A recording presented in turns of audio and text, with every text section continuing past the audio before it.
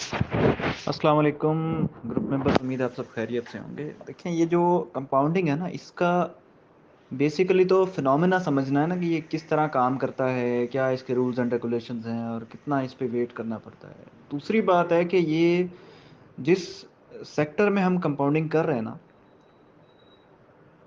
वो देखें कि कितना बड़ा इन्वेस्टमेंट एरिया है और उसमें वेरिएबल फैक्टर्स कितने हैं, कितनी की उसमें स्टेबिलिटी है और कितने उसमें रिटर्न्स हैं। अब स्टॉक मार्केट है ना, आप इसको उठा के देख लें कि हर आने वाले 10 साल में इसमें एक बॉटम आता है और एक पीक आती है। तो आपने आने वाले 10 साल को प्लान करना है या अभी से स्टार्ट करना है? आप अभी से स्टार्ट करेंगे, जो बॉटम आएगा आप उसको भी हंट कर लेंगे और जो पीक आएगी उसको भी आप कैश करवा लेंगे। अगर आप कहेंगे कि एग्जैक्ट बॉटम पे बाइंग करें और एग्जैक्ट पीक पे सेलिंग करें, ये नहीं हो सकता। अगर आप कहेंगे कि आप एक स्टॉक में इन्वेस्टमेंट करें और वो हर साल ही आपको 26% दे, तो ये तो बैंक है कोई नहीं जो आपको फिक्स्ड रिटर्न देता रहे, जिसका एक बार तय हो गया तो हो गया। लेकिन उसके बावजूद अगर बैंक के साथ फिक्स्ड है भी, तब भी बैंक जब इंटरेस्ट रेट नीचे आता है तो वो अपने रिटर्न्स को नीचे कर लेता है, अगर वो ऊपर जाता है तो वो उसमें रिटर्न्स बढ़ना शुरू हो जाते हैं। तो ये चीज़ें जो है ना, बैंक से थोड़ी सी मुख्तलिफ हैं। इनमें वेरिएबल फैक्टर है, इसमें आपको किसी साल में डिविडेंड स्किप हो जाएगा, नहीं मिलेगा। किसी साल में डिविडेंड जो है वो एक्स्ट्रा ऑर्डिनरी आ जाएगा। अब कुछ ऐसे स्टॉक्स हैं जिनमें एक साल की जो डिविडेंड यील्ड है वो 43% रही और नेक्स्ट ईयर जो है वो पूरी 0% हो गई।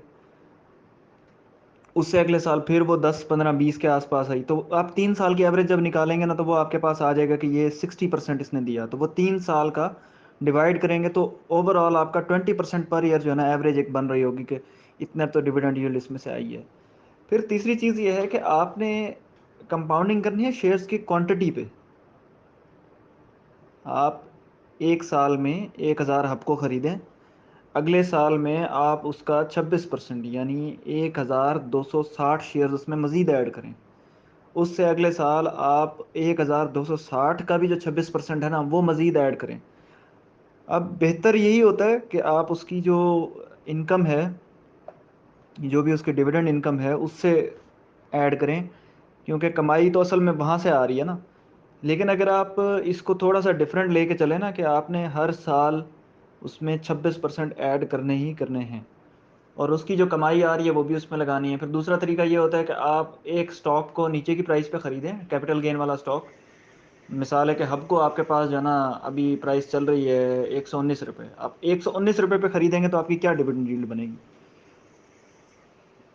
लेकिन अगर आप एक स्टॉक खरीदते हैं 100 रुपये का और वो 120 तक आ जाता है, जैसे पीपीएल जो है वो बाद में चला, आपको पहले चल चुका था। आपने पीपीएल खरीदा 100 रुपये का, वो 120 पे आ गया, आपने पीपीएल को 120 पे बेच के उसको स्विच कर लिया हपको से, तो आपका हपको जो है वो तो 100 रुपये का ही हुआ ना।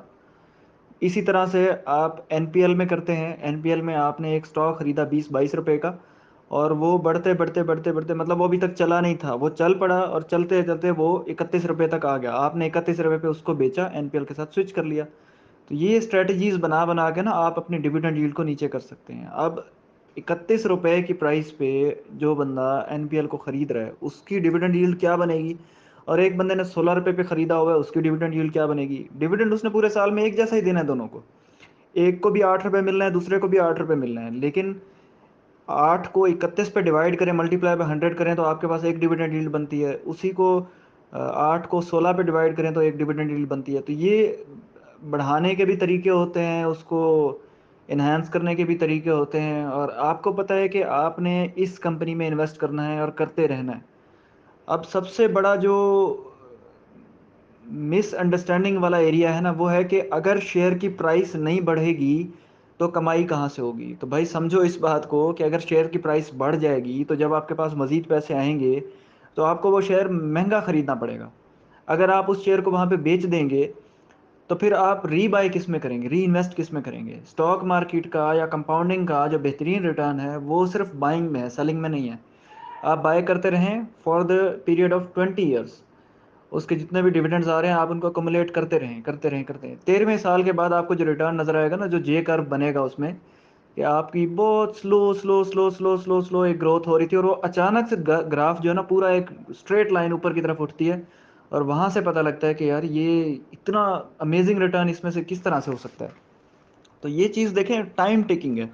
इसमें क्वांटिटी बिल्ड करने में टाइम लगता है, इसमें सब्र रखने में टाइम लगता है। अब एक बंदे ने मैसेज किया था इसी ग्रुप में शायद कि रिटर्न्स तो हैं कोई नहीं, जो डिविडेंड आएगा वो बंदा अपनी उससे ज़रूरतें पूरी करेगा। तो उसमें फिर क्लैरिटी ये लानी है कि आपने फिर ज़रूरतें इधर से पूरी नहीं करनी। अगर आपने इधर से ज़रूरतें पूरी करना शुरू कर दी तो फिर वो आपका कभी प्लान पूरा हो ही नहीं पाएगा। आप एक सिंपल बाल्टी को भरना शुरू करें और उसके ऊपर आपका एक एक्सपेरिमेंटल टाइम हो कि जी 1 घंटे में ये बाल्टी भर जाती होती है।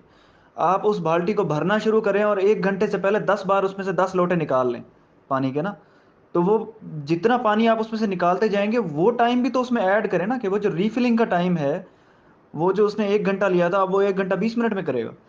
तो इसी तरह से जो भी डिविडेंड उसमें से आप निकाल रहे हैं, उसको रीफ़िल भी तो आपने करना है ना। और वो जो रीफ़िल करने की कॉस्ट है, वो भी तो कोई समझे कि उसकी जो रिटर्न्स हैं, उसको रिड्यूस कर रही है ना।